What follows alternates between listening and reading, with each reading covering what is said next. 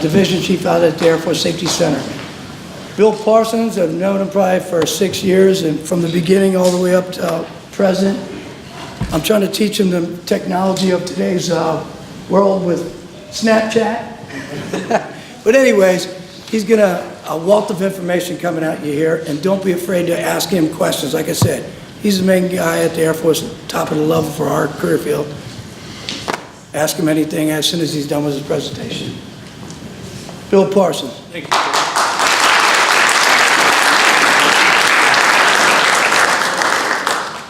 Well, good morning, everyone. Fritz set me up for failure. I mean, between Colonel Vaughn and then doing the opening act for Dr. Love, I don't know how this is going to work, but we'll see what we can do. I have a few things that I've identified that I'd like to talk about, but that's not really the important part of why I'm here today. The important part is to talk about things that you might be interested in. And I was a little concerned that Colonel Vaughn was encroaching on my subject matter, but luckily he backed away just in time, so I didn't have to stand up and chat with him. But you know, lots of things going on. A very long time ago, seems like not so long ago, I was a three-striper back when they called us E4 sergeants, was in transportation, and they had this place they wanted to send me called the driver's school. And I thought, I'm a pretty good driver. I can drive fast. And so they sent me to the driver's school so that I could teach people to drive safely. So that was my introduction to ground safety back in 1974, right? So I did that gig for a couple of years, one of those being in Korea. And when I got to Pope Air Force Base in North Carolina, lovingly known as No Hope Pope, the ground safety manager worked across the hall from me. I was put in the driver's school again, and the ground safety manager said, hey, you want to come work for me? And I thought, well, okay, they got a nice truck, and they get to come and go pretty much as they please. I think this safety thing's for me. So I took this job as the safety specialist. And the second day I walked in, of course, that was kind of interesting too. The civilian, GS-11, said to me, if you want the job, it's yours. And I thought, well, wait a minute. I know I have to put in an application, and it's got to be approved, and then, you know, I have a waiting period, and then I'll have to go to tech school. But I told him, sure, I'd love that job. So Monday morning rolled around. That was on a Friday. Monday morning rolled around. And the wing commander, who was an 06 colonel, called me and he said, Sergeant Parsons, and I said, yes, sir. And he said, move your stuff over to Mr. Crawford's office. You work for him now. And the paperwork will catch up with you. And I'm thinking, what paperwork? There hasn't been any yet. But that's the way things were done back then. And that's how I got my introduction to safety. Well, the following Monday, Mr. Crawford says to me, what college class are you taking? And I said, sir, I don't really think I'm college material. I don't, you know, there were 69 in my graduating high school class, and I was 68, okay? My focus was on other than academics. So, I said, I don't think I can make it through college. And he said, well, that's unfortunate, but the good part is your desk is still open across the hall. If you want to work for me, you have to be in a college class. And I said, yes, sir, I'll go over to the education office right away. So I walked over to the education office. I signed up for a class. Mumbling a few things about him under my breath as I was going. And in the first class, it was a history class, and the professor's name was Joe Troxel. The only reason I remember the professor's name is because I knew I would fail that class the day I signed up for it. And on the last day of the course, he's handing out papers. I had written a paper. Again, I told you my focus was on other than academics. I had written a paper called "The Struggle for Equality by Women in the United States." So, made some points with it.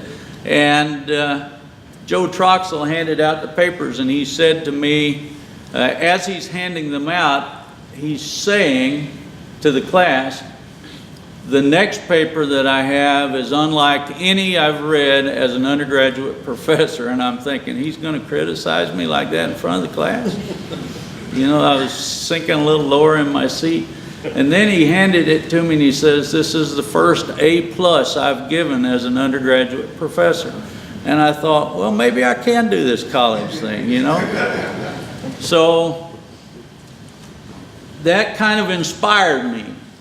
And, you know, I've always been somebody that if you're going to give me something for free, I'm going to take it. And the Air Force was giving away free education, so I took it.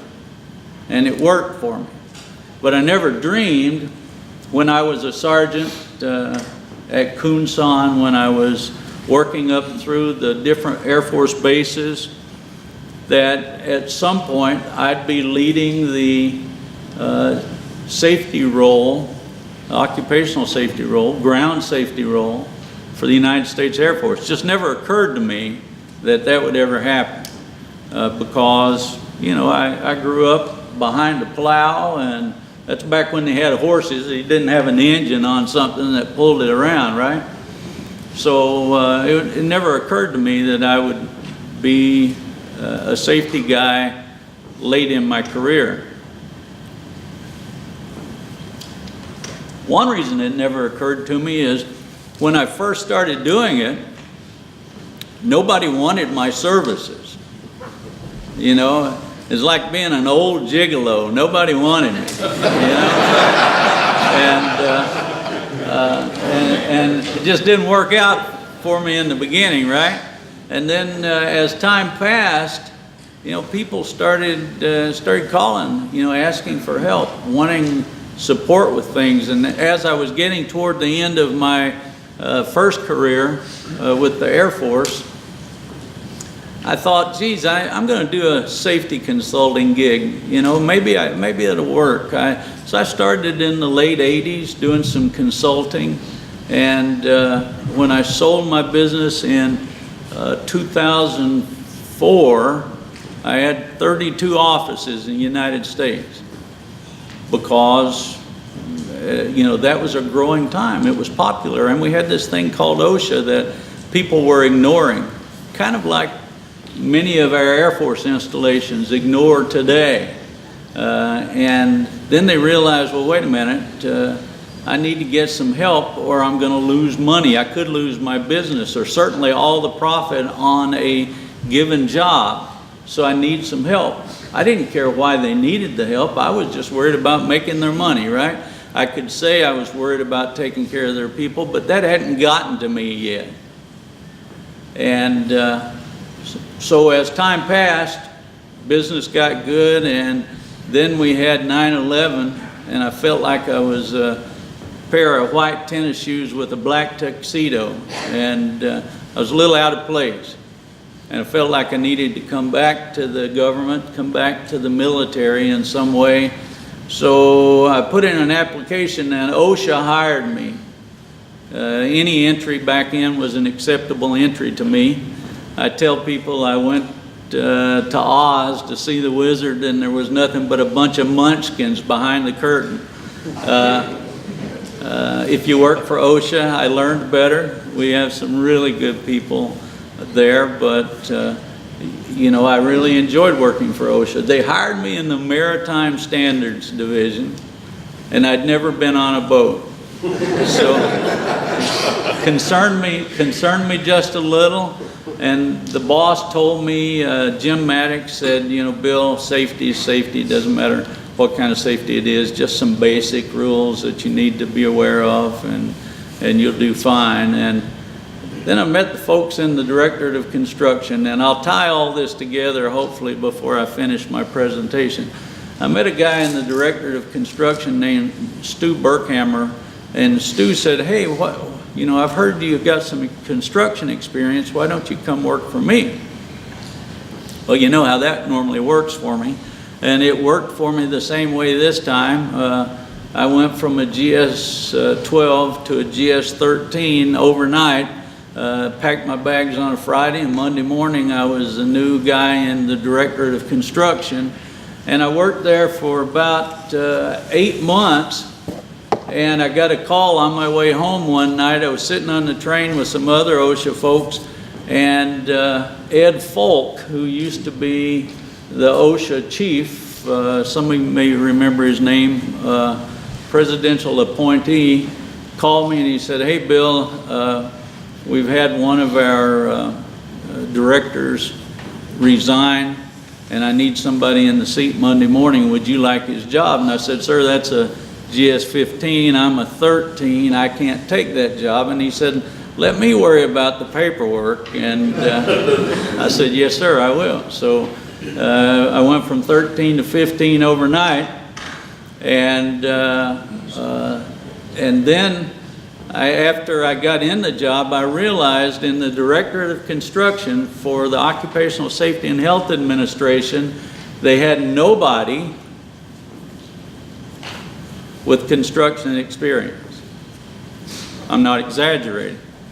About half the staff were new attorneys, and I went in one day and I told them, listen, we need to look at our policy on rebar.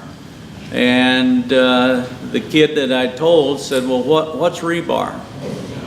So I said, well, we need to do something. So I would tell them, and then they would go Google it and come back and try to explain to me what I was talking about. So I hired 2 construction guys, a guy by the name of Fran Daughtery and another guy by the name of Dean McKenzie.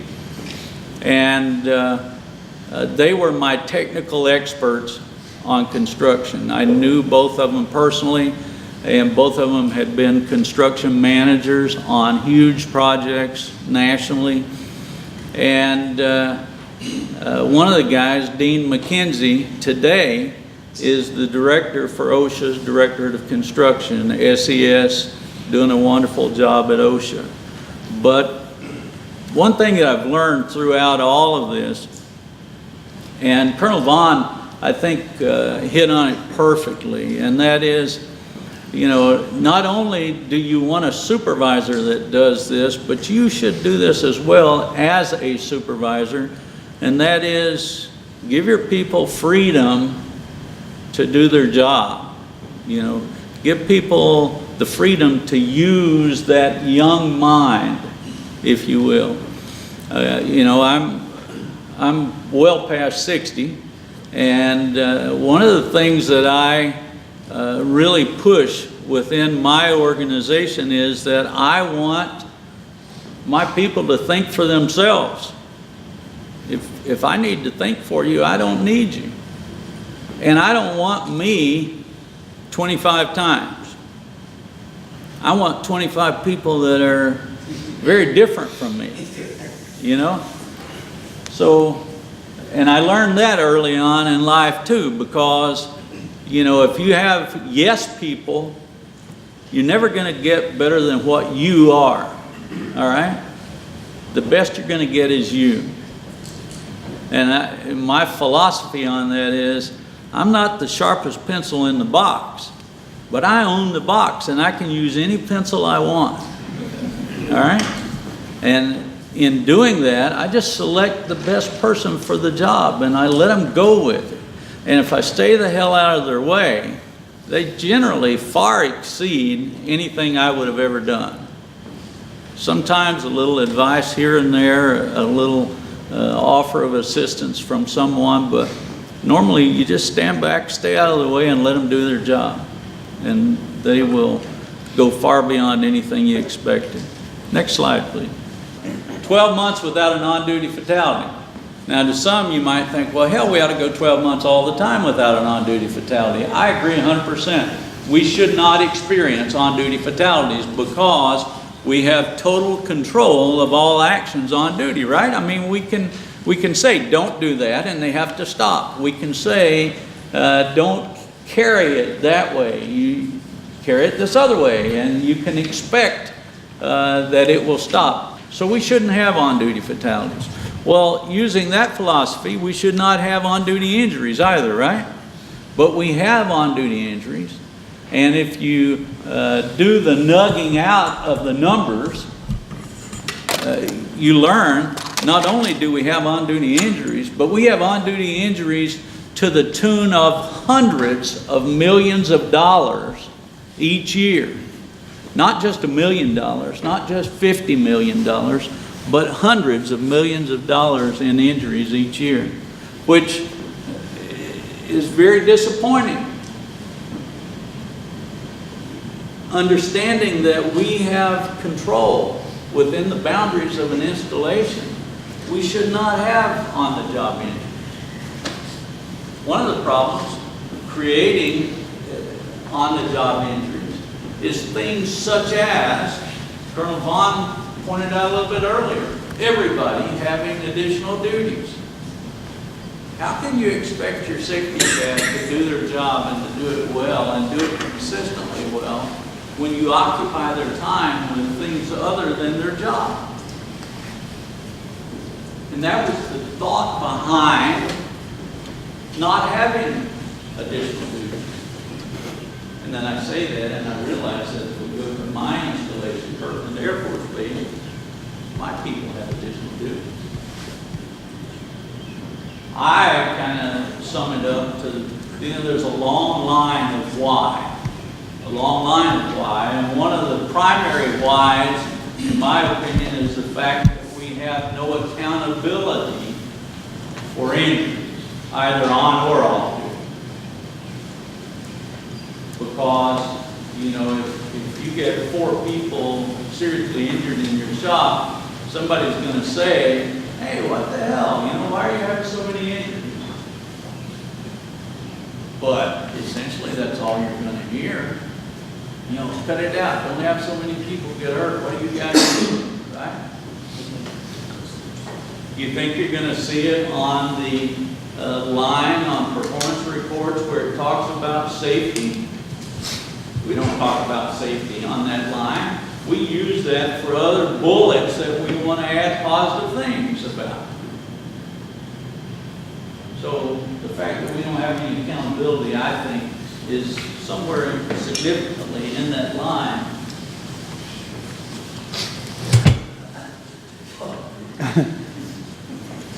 Somewhere in that line, and I believe that we have to work on that if we're going to prevent on-duty injuries, and we are going to work on that. But celebrating 12 months without an on-duty fatality is a significant thing, and everybody shares in that success. Each of you share in that success, and it should be a part of your performance report, and it should be a part of any awards you are being submitted for.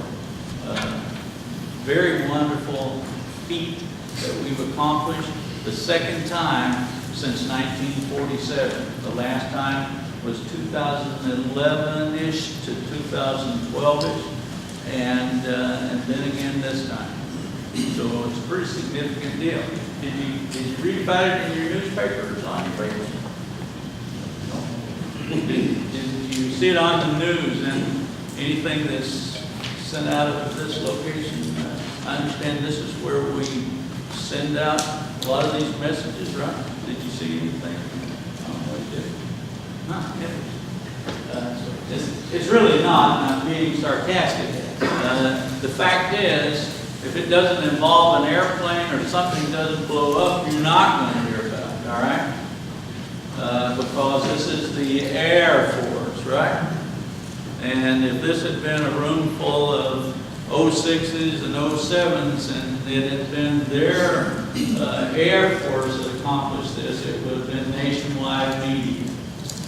It's a big deal for us folks in ground/occupational safety. And don't let anybody kid you that it isn't a big deal. And you will see some publicity on it because Mr. Wright back here has just finished writing a story about it, right? It's published on our public website as of last week. Wonderful, thank you. And you should pull that down and use it. Too frequently, we put ourselves in our cubicles or in our office, and we don't really know the people in the different shops and the different areas to call upon for assistance in maintaining a safe work site. Let me give you, I can give you a variety of examples, but the one I want to use most at this point is the fact that we've had a lot of problems in regards to being visited by OSHA at active duty installations. Are the guard units getting any visits? I know we had one earlier. Are we getting any visits at any of your installations? Yes, sir, we are. So when we get those visits, I guess my question to you would be, do you personally know the area directors? Do you personally know any of the compliance officers? Do you personally know any of the regional administrators across the United States? And if your answer is no, I don't personally know any of these folks, then you have a weakness in your program. And you don't wait until you have a problem to get to know these people, right? You want to get to know them before you have a problem. And what I've found, and what I've found during the time that I owned my business, is that if I spend time getting to know these people frequently, there will not be a notice of violation. But instead, I would get a phone call saying, hey, we were out on one of your jobs today and we saw this. And they knew by telling me that, they'd probably get more action than if they issued them a citation. Now, frequently they got citations and I had to work it from that angle, but frequently I also got phone calls. And I do today, because I make it a point to go out and meet the regional administrators and some of the area office managers, the area directors, and I do maintain constant contact with the secretary and deputy assistant secretary and the deputy assistant secretary and so on. I do that because I find value in being able to pick up the phone if one of my installations is having a problem and say, hey Rich, can we talk about this? Is there some way we can work this without having national attention in a negative way? The fall protection issue, we talked about fall protection a little bit earlier. Fritz, when I get down, I've got like 15 minutes left. Would you let me know, please? Sure. Thank you. So when we talk about fall protection, I got a call from OSHA about 30 days after I took the job with the Air Force. And the compliance officer, who now is the acting director and one of the directors at OSHA's national office, Scott Ketchum, told me, he says, Bill, we issued a citation 8 months ago at Anchorage at one of the bases, and I can't get anybody to act on it. He said, if you don't do something, I'm going to have to release it to the local media, and there's going to be a national story about it, because OSHA Air Force is not supporting federal law. And I thought, well, that's not going to be a good story since I'm now at the top of the Air Force Occupational Safety. So I'm thinking this is not going to go well for me. And so I immediately called around and said, we got to do something. I ran it up the flagpole at the Pentagon. Bottom line was they decided to design a gate apparatus that they could retrofit to the stands, and we corrected the problem, right? But if I had not built these relationships, I would not have been able to do that. And I'm telling you, you have to take time to do that. I visited several times in Afghanistan, and one of the things that I would do when I met the senior NCO in occupational safety manager, or whatever role he or she played, I would get that person to show me around the installation. And if they couldn't tell me what was going on in every building, I would ask them, why the hell not? Because if you don't know what's going on, that means you're not visiting there. You're not talking to those people. What that also means is if they're having problems, they're not going to call you. If you want them to call you, you have to be on a first-name basis with them. Go out there and grip and grin a little bit. Buy them a cup of coffee. Sit down and chat about it. I'm telling you, it's going to make money for you every time. Not just in Afghanistan, but in the job you're in here in the United States today, it will make money for you. Okay. Transition into a new job that I'm going to have opening up at OSHA's national office. We will be taking applications for a career broadener. It's going to be a GS 12, 13-ish to work full-time at OSHA for 3 years. It'd be a wonderful job for somebody. So you still work for the Air Force as a GS federal employee. You have to be a GS federal employee now to be able to participate.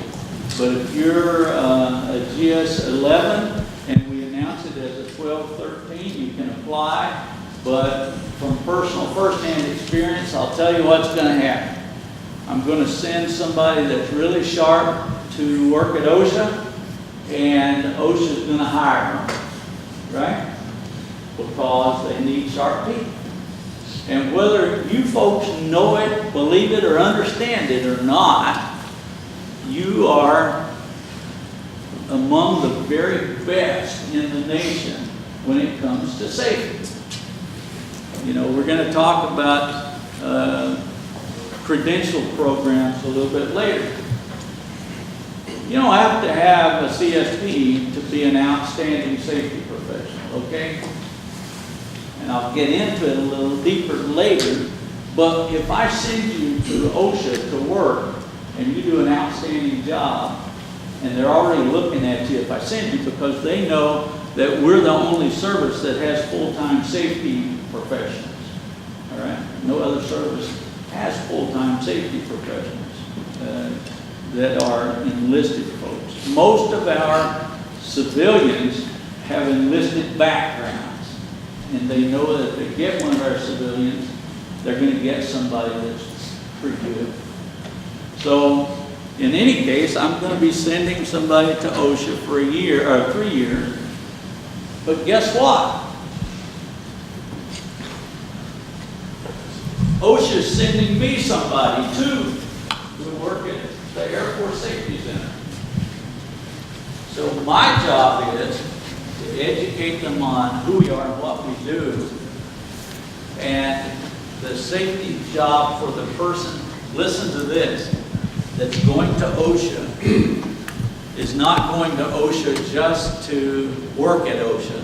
They're going to OSHA to be passed from directorate to directorate to learn all they can from every directorate within OSHA. Something even the OSHA people don't even get a chance to do. So, you know, you could go to work for OSHA as an employee, spend 20 years there, and work in 2 directorates. We're going to send somebody there for 3 years that will be able to work in every directorate during that 3-year period. Pretty awesome. Somebody's going to be highly qualified. If we're lucky enough to bring you back to the Air Force, we would hope that you would go to a major command headquarters someplace. But we may end up losing you back to your unit. I don't know yet how that's going to work, but that's coming. I just wanted you to be aware of it. And as we go along, if you have questions, please speak up at that time, because typically when I'm at the end, Fritz just gives me the hook and kicks me out. So just feel free to speak up. All right, here's a very popular topic, conversion from 203 to 1910, 1926.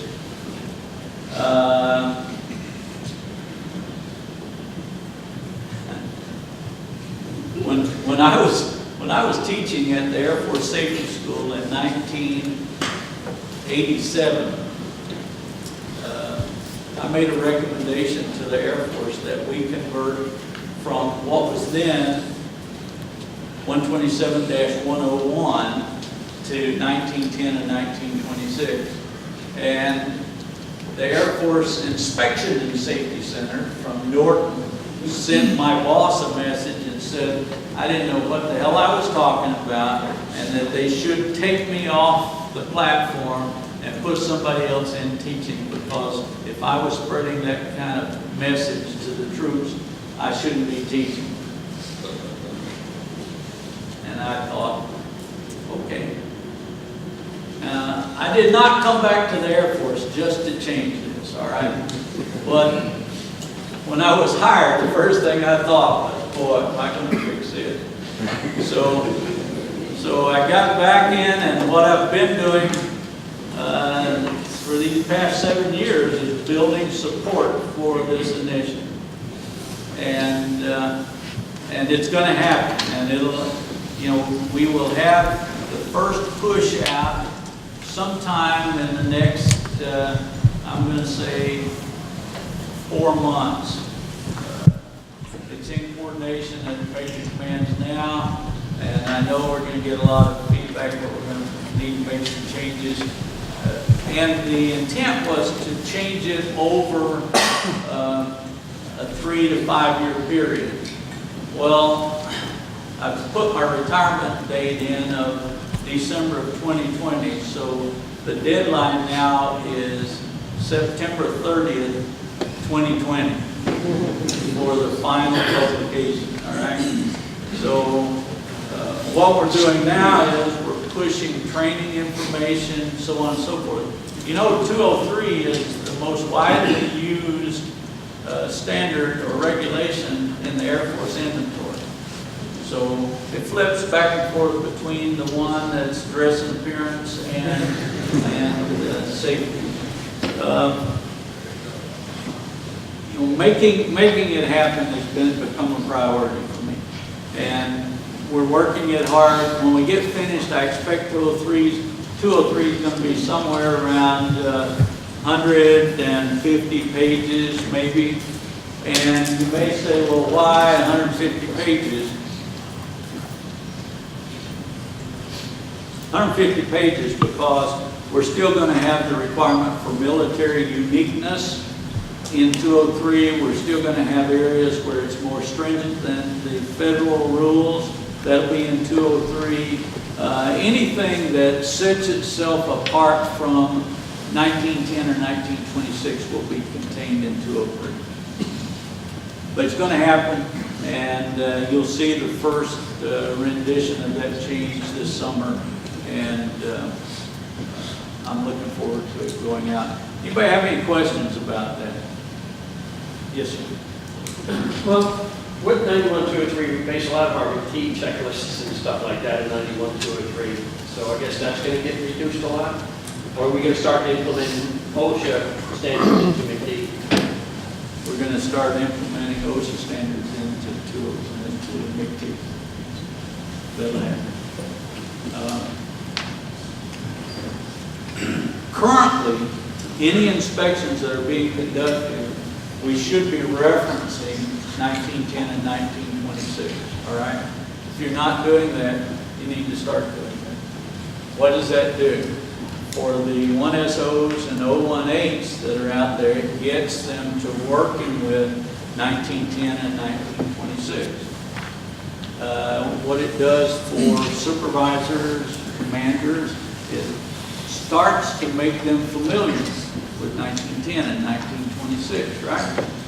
Now, the argument for years has been, listen, we can't do this because Air Force people can't read this 1910 and 1926. You know, that's written at an 8th grade level, and I happen to know that a very high percentage of Air Force personnel can read at levels much greater than 8th grade level, okay? And so I'm a little offended by when I have people at the Pentagon tell me, how the hell do you expect our Air Force people to use 1910 and 1926? And I take out, I have some pictures of construction workers that I used to work with sitting in a classroom, and I say the same way this mason uses 1910 and 1926, and the same way this electrician does, and the same way this guy that installs glass uses it. You just open the damn thing up and read it, okay? You know, it's easy to poo-poo an idea, right? Instead of just stepping in and taking control of the situation. And think of the benefits of an Air Force, and when I say Air Force, I include Guard, because I'm just so impressed with the mission that you folks carry out now.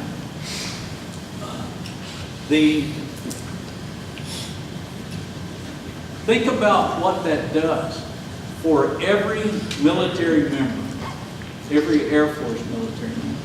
The day they walk out the gate, and we all do, unless we do something stupid and we get killed, right? We all do at some point walk out and we start looking for another job. I know we look for another job because I've had a general in the past 2 weeks call me and ask me to be a reference for him going to work for OSHA. So I know most of us go to work after we leave the military. Isn't it great to be able to go and apply for a job and talk apples and apples instead of saying, well, sir, you know, safety. Yeah, I know quite a bit about safety because I was the safety guy. I was a USR, and we used 203, and 203 said blah, blah. And they're thinking, what the hell are you talking about, 203? You know, we don't have 203, son. We use 1910 and 1926. And if you're going to help us, you need to understand that. And you say, well, you know, there's not much difference between 203 and 1910 and 1926. Oh, really? You know, how much difference is there? Well, I'm not sure exactly what the difference is, but, well, you know, I'm done talking already. You know, the point about this is that you, 1SOs, 018s, supervisors, airmen, commanders, everybody that leaves the military, leaves the United States Air Force, will be able to talk applicable federal law to any prospective employer. If you don't think it's a big deal, it's only because you haven't applied for a job that requires you to know something about safety. It's important to know those things. So you said you're going to maintain 203 for the military unique and also for more stringent program requirements. What programs would those be, and why would you make them more stringent than OSHA? Well, the first answer to that is, if it were up to me, there would not be a 203. We just get rid of it, and I'd say 1910 and 1926. But I have to give a little bit and flex a little to some people that expect us to do things a little differently. And exactly what those are today, I don't know. You know, I know that my team is building a list, and I've told them you can build a list, but the list will not take us beyond X number of pages. And because what happens, and you pointed out a very important point, is if we keep 203, that means every time we need to look at a safety regulation, we have to go to 203 first which will have to then refer us to 1910 or 1926, right? And if we didn't have 203, we would automatically know that we needed to go to 1910 or 1926. It would skip a step and it would make us much better at doing what we're doing. This is my thoughts on that. This is step one. Step one is to get to the point to where we reduce 203 to the point to where it's an insignificant amount of information. And the next step will be to do away with it altogether. So, you know, I'm fairly patient when it comes to having to follow certain steps to get to where I want to be because they can't accept what I want today. Right? I guess that comes with having worked in Washington, D.C. and knowing it takes 7 years to get a new regulation. Yes, sir. Do you foresee, I don't know how many years down the road, but a same push on the aviation side of what we want to agree with the FAA? Let me tell you what I see happening. The Army, Navy, Coast Guard, Marines have already told me that they would love to do what we're doing, but they're waiting to see if we fail before they step forward. And I've had that open discussion with them, and you know, the bottom line is, frankly, I don't blame them. I would look for a guinea pig if we could, but we have to go with what we got. Yes, sir. You had a question? The yawn? No. Just a signal. Yes, sir. If I could make a statement. So every one of us in here do inspections annually on every one of our facilities. And spending 27 years as an electrician, master electrician in the trade, I always came up knowing that OSHA was the enemy, right? So when you do these inspections, you look at these things, you look at your facilities, you know something's not right, and you go to 91203 and it's not there. So if you are not using the CFRs by referencing something to find something that's wrong, to identify this to the people that you're trying to identify it to, you've already failed. So you have to identify, you have to use a reference of the CFR 9110, 1926, whatever that is. When you write up this inspection report and you identify this as a reference to OSHA, AFI, whatever it is, if you're not using the OSHA regulations by looking that up and finding something because you don't know it's not in 91203, you've already failed. In my opinion, OSHA's, I look it up on at least a weekly basis, looking up something that when I'm going to a facility and I'm doing the inspection, something's not right, but I just can't find it in 91203. I can't find it in any other regulation. You will find it in the CFRs. That's part of why we're doing what we're doing. Is if you take 203 and you open up 203 and you open up 1910 particularly, it's almost verbatim. You know, we've changed a few words here and there, we've moved paragraphs around, we've inserted things that people thought would be neat over the past whatever number since 1970. You know, the point is, well taken in that, you know, we should have already been using these, all right? And many of you, I believe, have been using 1910 and 1926. All I'm doing is saying, hey, listen, let's cut out the middleman. Let's quit playing with this 203 thing. And, you know, I have a team of people whose job is, they're contractors, whose job is to write these regulations. Do you think they're a little concerned? Well, of course they are, and I don't blame them for being a little concerned. You know, I don't think for a minute that I'm going to lose anybody anytime soon, but because we have so many other regulations. And the question was about aviation. Do I think aviation is going to move? You know, if I was there, aviation would move. But we have a lot of people that are very deeply steeped in saying, no, you know, this is the Air Force, and we do it differently in the Air Force. It's just, that's the reason we still have violations of fall protection rules with aircraft, is because people in the Air Force, many, particularly senior people in the Air Force, have always done it this way, and apparently we don't get hurt when we fall off aircraft like civilians do. You know, it's just, it's some of the most bizarre excuses for not doing what needs to be done. And telling me, well, wait a minute, it's military unique.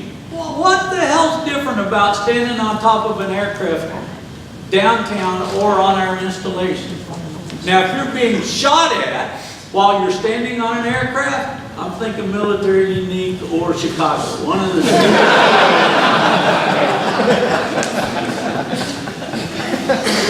Just my guess. Yes, sir.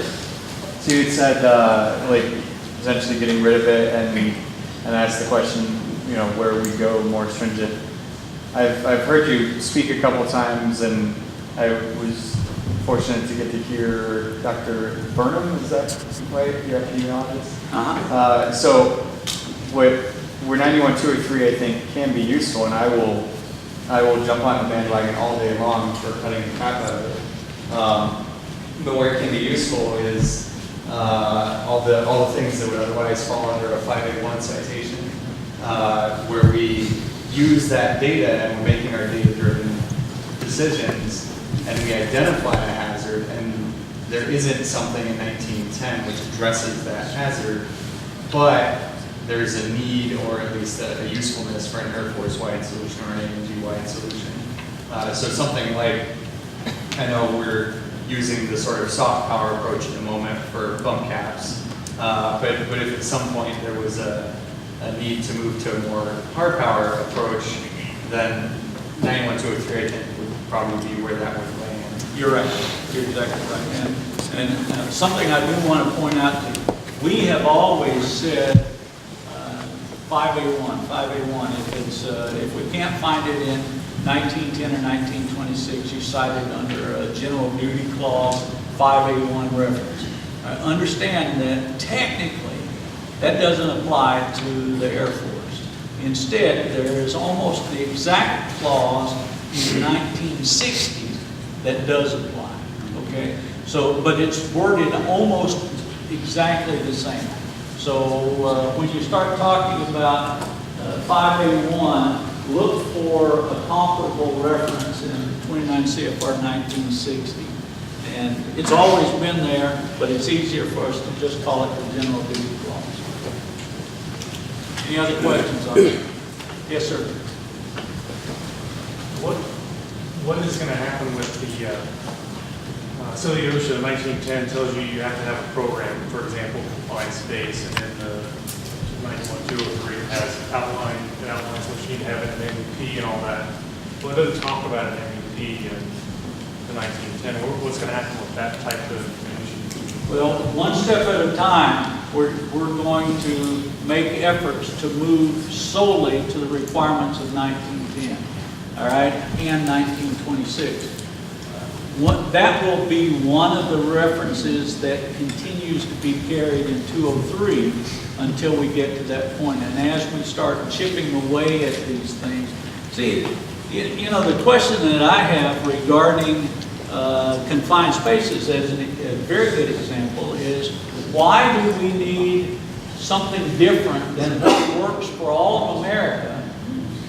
And it would work for us if we just followed the guidelines that are covered in 1910. And I know that the reference for confined spaces in 1926 is new, and OSHA is about to rewrite 1910 to be more in line with 1926. But 7.5 years ago, when I left OSHA and we had already begun writing the new 1926, we modeled it after, we called it 1910 plus when we started writing it, because we wanted it to be better than 1910.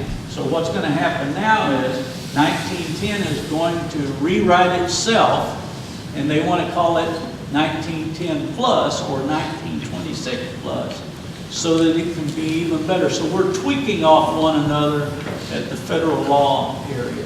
Bottom line is, It'll continue to stay in 203 until we're able to chip it to the point where we can follow 1910 or 1926 to the letter and feel like we're in compliance to the level that we need to be. All right, OSHA inspections. We've talked a little bit about it, so I'm not going to go too deep into OSHA inspections. Wait a minute. Too quick with the finger there. Inspection element to AFSEC. That's fairly complete. What we're trying to do now is decide how we're going to develop a process that will allow us to use iPads, iPhones, Android devices in doing our inspections. Because my intent is that, when I came in, first of all, when I came back 7 years ago and realized we're still using clipboards when we do inspections, I thought, what the hell is going on here? It was like coming to the Stone Age or something. I mean, I haven't used a clipboard in 15 years. And I come back and the Air Force is still using clipboards to do inspections? And I'm saying, well, you mean we don't take pictures when we do inspections and it's already included when we get back to the office? No, we don't do that, boss. And then Colonel Vaughn talking about, well, we've been using this Windows 1 product for so many years, and everybody's talking about some product that's been used so many years. I don't know, Jimmy's or Johnny's or JJ. JJ, see, everybody knows it. And even now when I start talking about it, people say, hey, that's the best, man. And I'm not complaining about it. I think we use whatever we have at our disposal until we get something better. And that's what we're working on, is something better. We can use I envision us going out to do an inspection, taking our iPad or our iPhone. OSHA gave us all the elements, 15 minutes? OSHA gave us all of the elements all the references that they use in their standards, they gave it to us electronically, which means when you go out to do your inspection, the checklist will be at your disposal. You'll type in the words fall protection, and an entire list of references for fall protection will pop onto your iPhone or your iPad. You'll click it, and that automatically is populated in your report, and then it'll prompt you, do you want to take photos to support this? And you click that, you take the photos, and that's automatically there. When you get back to your office, the report's finished. All you have to do is route it to who needs to see it. So, any other way, it makes absolutely no sense to me. So that's what we're going to do with that. Support of OSHA and NIOSH campaigns. We've got a couple of campaigns that are coming this year. The Fall Protection Initiative, you're familiar with, all right? We've done that before. We're starting a new one this year called Safe and Sound. OSHA calls it Safe and Sound year-round or something like that. It's our quest for zero with a little twist, all right? And what I want to ask you to do is when that information comes out, and you should have already seen something on it. If you haven't, have you not seen anything on Safe and Sound? Raise your hand if you have not seen anything. Okay, some of you have, some haven't. I will ask for another push on that information. All right. Some of you may have seen the little history project that I started working on, where we started in 1947 and we ran it up to 1960. And we had one booklet out. Just want to let you know that we're working hard on that. I've come begging for support. I may have some support. And as that continues, I'll keep you informed. The objective here is trying to put together a product that that documents the efforts of Air Force ground safety throughout the history of the United States Air Force. I mean, without the mission that we have of protecting people, you know, we couldn't fly the aircraft, we couldn't get a lot of the things done that we accomplished, and I think it's worthy of documenting. So I'm trying to pull together something that will document the history of Air Force ground / occupational safety, and we'll continue with that. Last thing I want to talk about is certification. I told you a little earlier, I don't believe that you have to have a CSP or an ASP or a CHST or an OHST or whatever to be a good safety person. I do know with absolute certainty that frequently you have to compete against people who have certifications, and if all they know about you is that you have 10 years safety experience and you're going up against somebody with 3 years safety experience but a CSP, and they can probably hire that CSP for less money because they have less time out of college, so they're going to bring them in at 55 and bring you in at 35 or 40. It's a little crazy. But understanding that with certification, with a CSP and your experience, it's not at all uncommon to start out at 110, 115,000 a year. You know, if you've got 10 or 15 years experience and an ASP or a CSP, you can expect good money, and it's rather common. But I will say, you know, I've got a son that is a safety manager for a huge construction engineering company, and I've been on him for about 6 years now to get his certification. And he says, "Hell, Dad, I make more money than you do. Why do I want a certification?" And I told him, well, you know, if you get terminated for some reason, who am I going to borrow money from? You know, who's going to put a poppy pod in the backyard? You know, we got to have someplace for the old man. So, but the bottom line, folks, is that this is a no BS thing. If you've got a few more years to work, if you're going to work, and I'll just use an arbitrary number, but if you've got 10 more years of work to do, and whether it's with the Air National Guard or a civilian company, and if you're going to work safety, if you don't seek your ASP/CSP, you're making a mistake. All right? I signed up 73 people in the past 2 weeks who promised me that they're going to start working on their ASP/CSP. I signed up myself to work and take the exam. All right?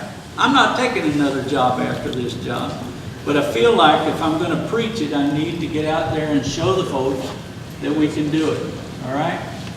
And I will tell you that, you know, we have a study group in our building, and I'm sitting in the class, and they're asking me to answer a question, and you know, and I'm still trying to figure out 8 times why, and how the hell that comes into it. And I said, you know, I don't know. And they said, how the hell did you get to be a GS-15? And then I told them the story, and they said, okay, we get it now. So anyway, folks, any questions? Anything at all you want to ask that maybe I didn't talk about? Yes, sir. Sir, just a reminder for everybody, when we were talking about your challenge about meeting the 1910 and 1926, well, we're required to have continuous education, confined space, lateral safety, whatever it is. They walk you right through each chapter. Yeah. So there's a start. It's elementary, and it's not that difficult. And you know, it's not hard at all to open up and kind of read a couple of paragraphs and then throw the thing on the corner, and tomorrow pick it up and read a couple more paragraphs. You'd be surprised. It's really quite simple to read and understand. And, you know, just to annoy Fritz, I'll tell you another story. when I took the job at OSHA as the deputy director for the director of construction, I walked in to my office, and there was a cabinet, a credenza that was about 6.5 feet long, and on top of that credenza were folders stacked about this tall from one end to the other end.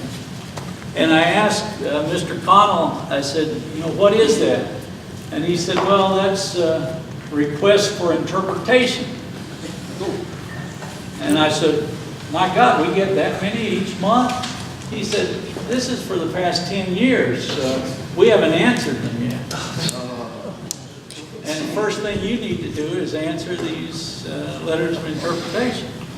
So as I started reading them, I realized that some of them had already been answered with new regulations and so on and so forth. So by the time I got finished, I ended up with one stack that was about this tall. So if you go into OSHA construction regulations, periodically you'll find a reference, interpretation that I have signed for one reason or another. But what I did in doing them is I learned that if you send them to the attorney in the process, that they will argue with you for weeks as to whether you use should or shall or must or that sort of thing. So I just quit sending them, not realizing that I was skipping a step, but I got them finished really quickly. You know, you can always plead ignorance, I guess. Yes, ma'am. So the Navy and the Army now and Marines are going through a CP12 concept, which is the equivalent, right, of what we do of 7 levels. Because I went through the CP12 as well in Alabama. So they are actually allowing them to take the ASP without, or giving them an ASP without actually taking the test. Right. And what it does is it allows you to skip taking the ASP, and you can take the CSP without taking the ASP. And that is a permanent ASP. At one time, ASP was just a stepping stone to the CSP and was not actually a certification. ASP is now a full-term certification, so if you get nothing beyond an ASP, you carry that for as long as you maintain it. Why are we doing that? Well, our training programs were not developed to meet that need. Will it be at some point? One step at a time. There is a possibility that we could get there. You know, what we're doing today is we're giving out 30-hour cards at the end of a 3-level class. That doesn't sound like much, but it saves 30 hours of training after they leave 3-level class. At some point, if we were to decide that we wanted to enhance the training that we have, we might get to that point.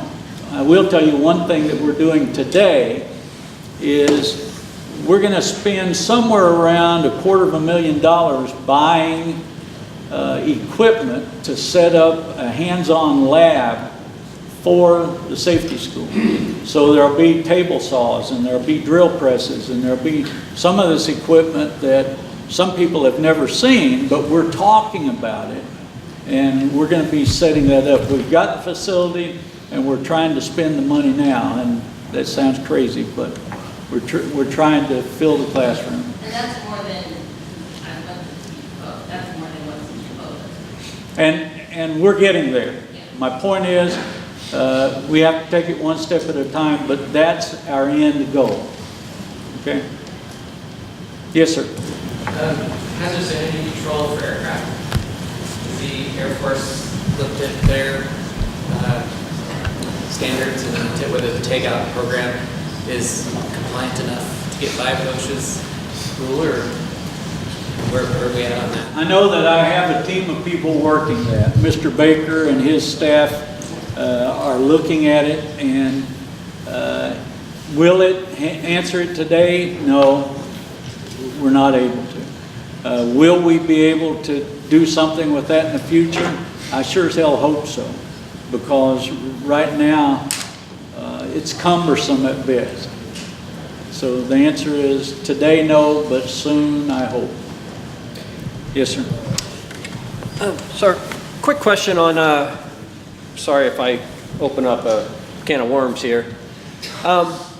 In May, you're going to have fall protection awareness. Fall protection on the flight line for large aircraft and stuff like that. Which way is the Air Force going? There's multiple things out there. We see them, we can purchase them, but then our wing commander doesn't want to purchase certain things because they're waiting for the Air Force to come out with the direction. All right, so very good point. And part of the point behind us doing a fall protection stand down or fall protection week, if you will, is to identify our weaknesses. So, you know, if we know that we should be using fall protection with a certain type of aircraft and we're not spending the money to get that fall protection, we need to document that, and that needs to go to your MAGCOM, and your MAGCOM needs to get it to us so that it helps us in building a case to push the requirement to get that. I also have NIOSH doing a survey right now for the Air Force, visiting installations looking at fall protection. And they came into it thinking, boy, the Air Force has cut falls by 35% in the past 4 years. This is wonderful. We want to see how you do it. They've gotten in and they realized, wait a minute, the Air Force is not using fall protection equipment on aircraft frequently. So I knew that when I asked them to come in, and I knew that they would find this and it'll help us to build that. So, yes, sir. Being a maintainer, that's a double standard though, because fall protection only falls like into a ISO or a dock situation. So we still do pre-flights, through flights, outside the flat line on the wings. We don't have fall protection. And that's, but you can't say that there isn't some way to afford fall protection. You know, there are means to afford fall protection.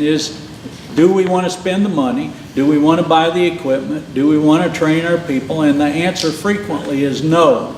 Yes. Well, it's hard to argue for that when our regs allow for procedural controls which violate federal law. Well, I agree. And that's my job, is to fix that. And that's what we're working on. Yes, sir. To roll back a little bit to the ASP, CSP thing, and not to be too far in the business of when somebody gives you something free, asking for something else free. But I guess that. So as it sits right now, for most of the people in the room who are clearly in military status, not only can they get the ASP, CSP exam costs covered, right? But also the annual dues that go with that. And as we're working the transition to Title V, my understanding is that myself as a Title V, I can get the exam cost covered, but not the dues portion, which is fine by me. But as we're moving many of the people in this room from Title 32 military status to Title V, is there any, they will lose access to that, getting their dues covered. Is there any consideration for AFCOO funding? What's that? Are you referring to AFCOO funding? Yeah, you use AFCOO, right? Yes. Yeah. Yeah, so AFCOO funding, if you don't know, it's probably because you're Title 32 military or a technician. That is unfortunately unavailable to those folks, which is the majority of our folks. Title 10 or full-time Title 32 AGRs, AFCOO funding is there, and you can get that all paid for. You can get your recertifications paid for and all that stuff, your annual dues and stuff. So all that is available. Other than that, you're going to have to try and sell it as best we can. So, Well, and Chief, you're right. But the good point behind all this is, you know, hey, this is for you. And it's to enhance your potential for earning and whatever for your life. you have to be willing to make some investment. I understand your question, but you got to be able to invest in yourself as well. And, but we are going to help you as much as we can. Now, there was one last thing I want to cover, and then I'm going to cut it off, and that is ANSI standards. There were some questions about access to ANSI standards, right? Did that get adequately answered, or do I need to express how you need to access those? You access them through the MAGCOM, all right? The only people that are allowed access to the ANSI standard is the MAGCOM staff, and the directions for doing that is on our SharePoint as of this morning. All right? I called and asked them to put it up today. So you contact the MAGCOM staff, they'll be able to give you whichever ANSI standard you're looking for. When we made our last contract with ASSE, our contract paid for access by 13 offices, and that was the MAGCOMs. Okay? Anybody else? Thank you.